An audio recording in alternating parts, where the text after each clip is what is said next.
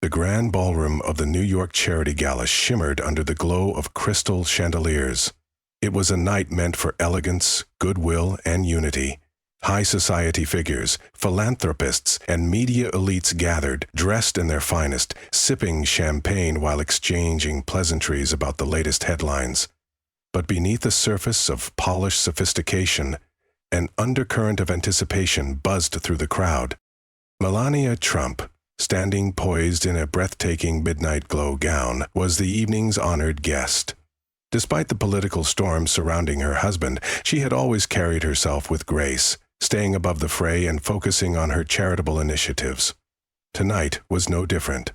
As she stepped onto the stage, the murmurs faded, and the room settled into an expectant hush. Her speech was measured and heartfelt, emphasizing children's education and humanitarian aid. The richness of her Slovenian accent added an unmistakable elegance to her words, lending sincerity to her cause. For a brief moment, the event felt exactly as it should, a night dedicated to a noble mission, untouched by the chaos of the outside world. But then, the air shifted. A sharp voice sliced through the room, shattering the tranquility like glass hitting a marble floor. "Mrs. Trump, how does it feel to be complicit in your husband's agenda?" The question wasn't just abrupt. It was designed to wound. All heads turned toward the speaker. Standing near the front, microphone raised like a weapon, was Jonathan Mercer, a tall, sharply dressed journalist with a reputation for his ruthless takedowns of conservative figures. Mercer, a political correspondent known for masquerading personal attacks as journalistic integrity, had spent years targeting those he deemed unworthy. And tonight, Melania was his chosen prey. A ripple of discomfort moved through the room. Some guests exchanged wary glances. Others subtly adjusted in their seats, bracing themselves for the confrontation that was now inevitable. This wasn't going to be a standard Q&A session. It was an ambush. Melania paused for a fraction of a second, her composed expression betraying nothing. But before she could respond, Mercer seized the moment, pressing forward with calculated confidence. "Your husband has been accused of dividing this country," he continued, his voice growing bolder now that all eyes were on him, "of fostering hate. And yet, here you are, standing on this stage, acting like a role model. Don't you think the real role models are the people fighting against him?" The words hung heavy in the air, thick with implication. A few reporters near the back exchanged smirks, already sensing the viral clip in the making. Mercer knew exactly what he was doing. He wasn't interested in Melania's actual response. He wanted a stumble, a misstep, something he could twist into a headline that would set social media on fire by morning. The tension in the ballroom became suffocating. The silence stretched, anticipation growing like a live wire. Melania, still composed, prepared to answer. But before she could, another voice, strong, unwavering, cut through the weight of the moment. "That's enough." The shift in the room was instant. Every head turned toward the source of the interruption. Stepping forward from the audience was Barron Trump. He wasn't the quiet boy the world had once seen in the White House. Now 17, tall and carrying himself with the confidence of someone who had grown up in the public eye, he was no longer just the president's son. He was his own person. And right now, he wasn't about to let anyone disrespect his mother. A murmur swept through the crowd as Barron made his way toward the stage, past the round tables draped in white linen, past the watchful eyes of the elite. His broad shoulders were squared, his jaw set. There was no hesitation in his steps as he climbed onto the stage, positioning himself between his mother and Mercer. The energy in the room shifted. "Excuse me?" Mercer raised an eyebrow, trying to mask his surprise with amusement. But Barron didn't blink. He met Mercer's gaze, unflinching. "You can ask tough questions," he said, his voice calm but resolute. "But what you're doing isn't journalism. It's bullying." A stunned silence followed. The shift in power was palpable. Mercer, who had walked into this room fully expecting to control the moment, was suddenly on the defensive. He let out a breathy chuckle, attempting to brush off the challenge. "Oh, and I suppose you," Trump said, "are going to lecture me on media ethics?" Barron tilted his head slightly, his expression unwavering. "No," he said smoothly. "I'm going to show you what respect looks like." The weight of his words landed hard. All eyes were locked on Barron now. No one had expected him to step in. Not like this. Not with such measured control. The usual script had been flipped. Mercer had come prepared to make headlines at Melania's expense, but instead, he had found himself in the middle of a moment he couldn't control. He had come expecting an easy victory, a flustered reaction, maybe even an awkward silence that he could spin into an embarrassing narrative. What he hadn't anticipated was Barron Trump standing his ground. Not just standing, but commanding the moment. For the first time, Mercer hesitated. And that hesitation, as small as it was all Barron needed. The battle had begun, and it was no longer just about a journalist trying to make headlines. It was about something much bigger. It was about respect. It was about standing up for what was right. And Barron Trump, with the entire room watching, had just stepped into the ring. And he wasn't backing down. The tension in the grand ballroom had shifted from an undercurrent to an undeniable force. The weight of the moment was no longer on Melania Trump, nor on the audience, but squarely on Barron Trump, who now stood between his mother and Jonathan Mercer, the liberal journalist who had just tried to ambush her. For years, Barron had been seen as the quiet one, the shadow in the background, the youngest Trump who avoided the spotlight. But tonight, that perception shattered. Mercer, clearly caught off guard, narrowed his eyes. He hadn't expected Barron to step in, much less with such confidence. Still, the journalist refused to be rattled. He smirked, trying to regain control of the moment. "Oh, and I suppose you, Trump's son, are going to teach me about journalism?" Mercer scoffed, his tone laced with mockery. But Barron didn't blink. He stood tall, his broad shoulders squared, his eyes locked onto Mercer's with unwavering steadiness. His voice was even, controlled. "You can ask tough questions," Barron said, his words deliberate. "That's part of your job. But what you just did, that wasn't a question. That was an attempt to humiliate my mother." The words landed like a thunderclap. The room, already silent, seemed to still even further. Some guests shifted uncomfortably in their seats. Others exchanged quiet glances. Even those who weren't Trump supporters couldn't deny that Barron was holding his ground with a level of composure beyond his years. Mercer's smirk wavered for just a second before he masked it with feigned amusement. "Mrs. Trump is a public figure," he countered, folding his arms. "She should expect tough questions." Barron didn't move, but there was something about the way he studied Mercer, the way he let the silence stretch just long enough before speaking, that made it clear he was in control now. "Then why didn't you ask her about her work tonight?" Barron finally said. The question was deceptively simple, yet devastatingly effective. A murmur rippled through the audience. Mercer opened his mouth to respond but hesitated, and in that hesitation, everyone in the room understood the truth. He had no real answer. Mercer hadn't come to this event to highlight Melania's work. He hadn't come to discuss her advocacy for children's education or her efforts in humanitarian aid. He had come for a viral moment, a headline, a political spectacle. Barron took a slow step forward. His height forced Mercer to look up at him slightly. The power dynamic had flipped entirely.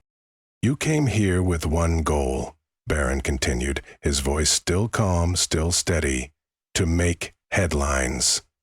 You didn't care about what this event is actually about. You wanted a viral clip, something to throw on social media to get a few thousand likes from people who already agree with you." The truth hit hard. A few guests near the back exchanged looks. Some of them, no doubt, had come expecting another routine media hit job on the Trumps. But this was something different. Mercer's confidence flickered. He glanced around the room as if searching for backup from fellow journalists. But none of them spoke. None of them rushed to his defense. They weren't used to being called out like this. Not by a Trump, and certainly not by a 17-year-old. Melania, who had been standing quietly behind her son, placed a gentle hand on his arm. She didn't say a word, but her expression spoke volumes. Pride, strength, a silent message. "I'm right here with you." Mercer, realizing he was losing ground fast, forced another smirk and crossed his arms. "You're young, Barron," he said, shaking his head as if trying to dismiss him. "You don't understand how this works." Barron's expression didn't change. "I understand exactly how this works," he replied smoothly. "I've been watching people like you attack my family since I was a kid." The smirk on Mercer's face faded completely. Barron took another deliberate step forward, his presence alone enough to make Mercer shift uncomfortably. Then, with a voice that was both steady and sharp, he delivered a line that cut through the room like a knife. "I just didn't think you'd be pathetic enough to attack a woman who's done nothing but try to help others." A wave of murmurs swept through the crowd. Someone near the back actually gasped. Even some of the journalists, who had expected a typical back-and-forth political spar, fell into silence.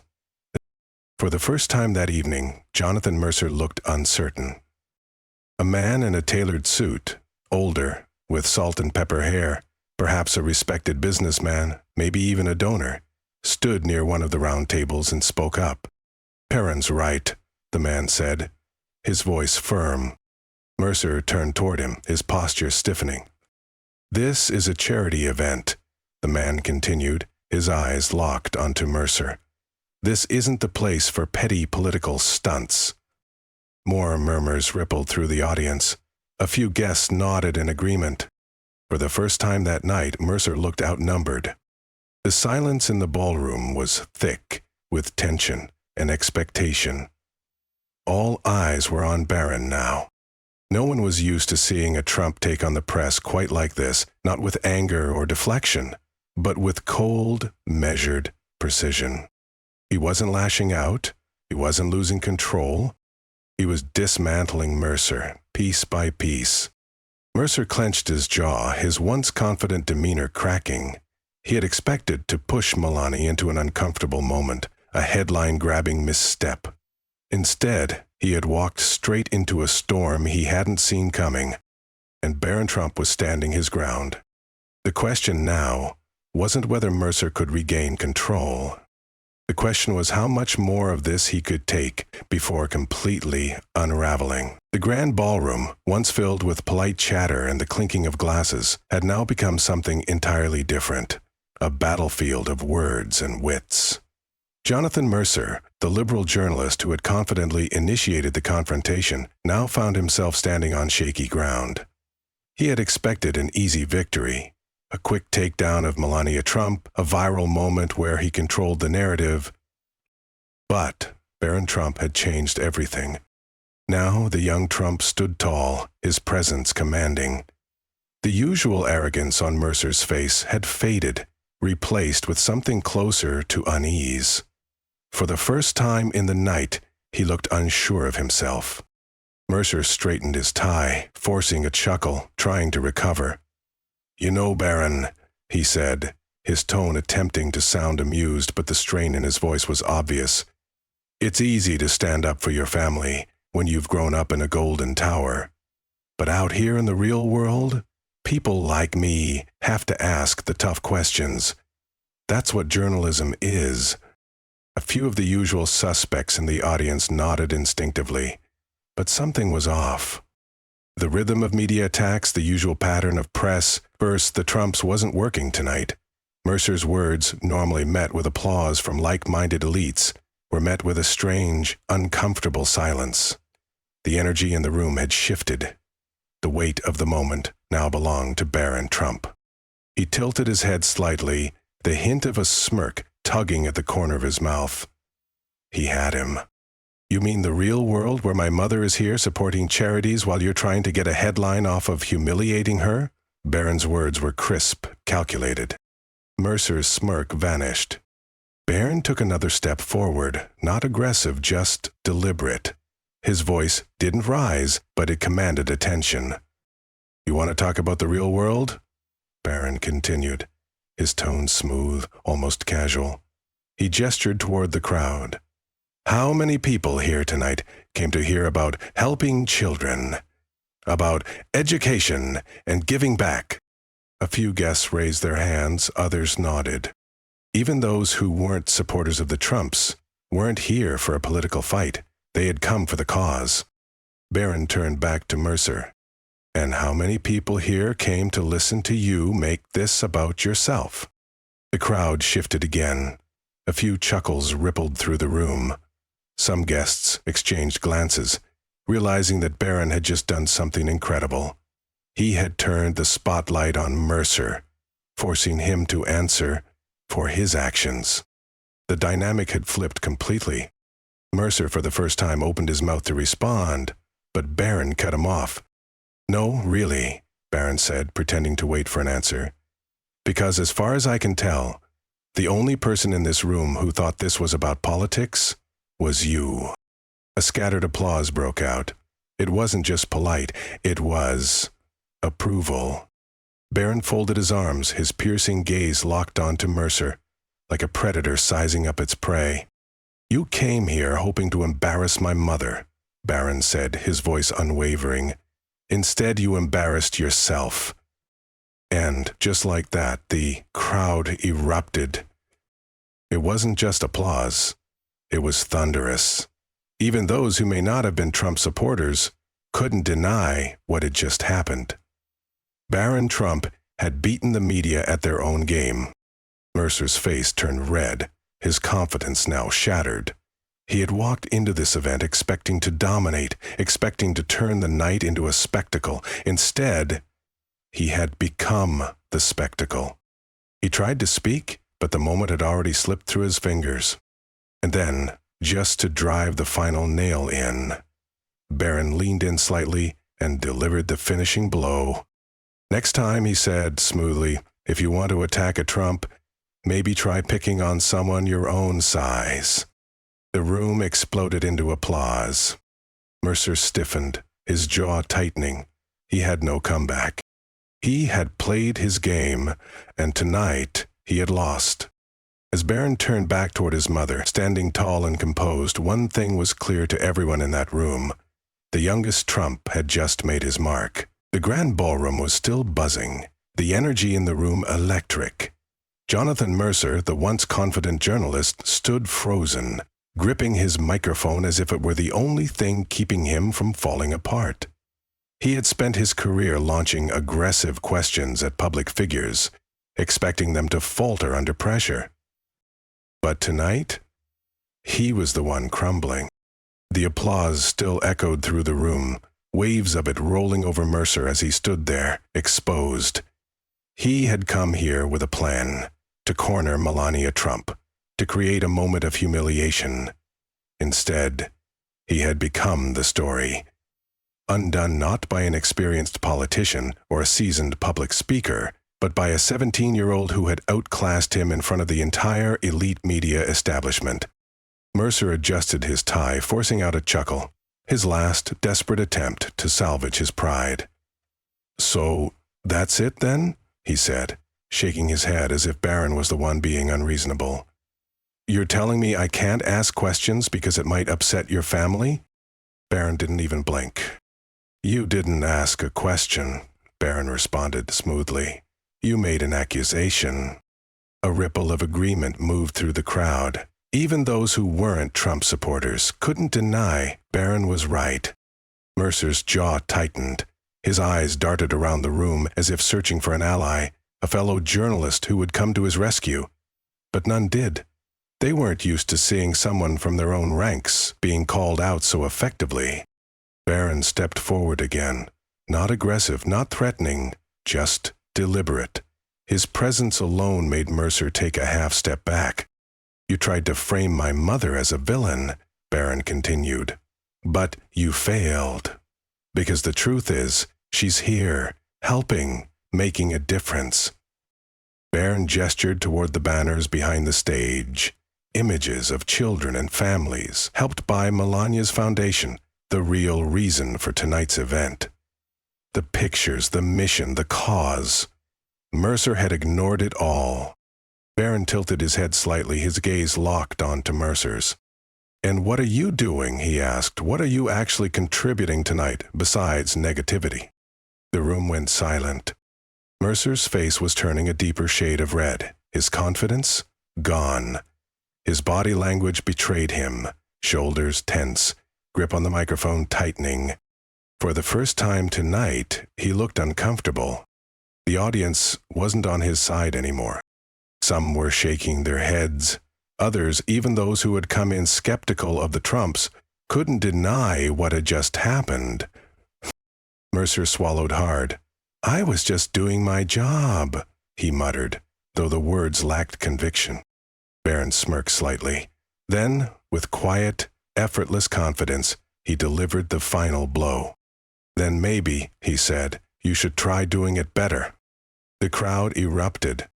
This time, it wasn't just polite applause, it was thunderous. Even those who had come expecting to see the Trumps embarrassed found themselves nodding along, some even standing to clap. Mercer had entered this ballroom expecting to control the narrative, to make headlines at the Trump family's expense. Instead, he had become the headline. And Barron Trump? He had completely dismantled him. Melania, who had been standing quietly, smiled softly. She didn't need to say anything. Her son had already said everything that needed to be said. Mercer, realizing there was no way to recover, lowered his microphone. His face was stiff, his jaw clenched. He turned away, and the walk of shame began. The cameras followed every step. Mercer had entered this ballroom expecting to make a statement. Instead, he had been humiliated in front of the entire world. As Barron turned back toward his mother, standing tall, composed, one thing was clear to everyone in that room. The youngest Trump had just made his mark. And after tonight, no one would ever make the mistake of underestimating him again. Before we wrap up, let's be clear.